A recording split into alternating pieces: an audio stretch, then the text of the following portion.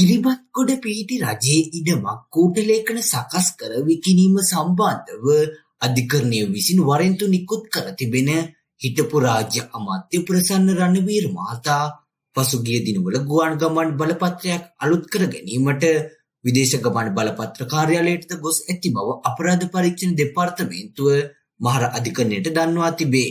මීට අමතරව අපරාධ පරීක්ෂණ දෙපාර්තමේන්තුව අධිකරණයට දන්වමින් පවසා තිබුණේ ඔහු පක්ෂයේ ප්‍රධාන කාර්යාලයේ රැස්වීම වලටද සහභාගී වී තිබෙන බවයි.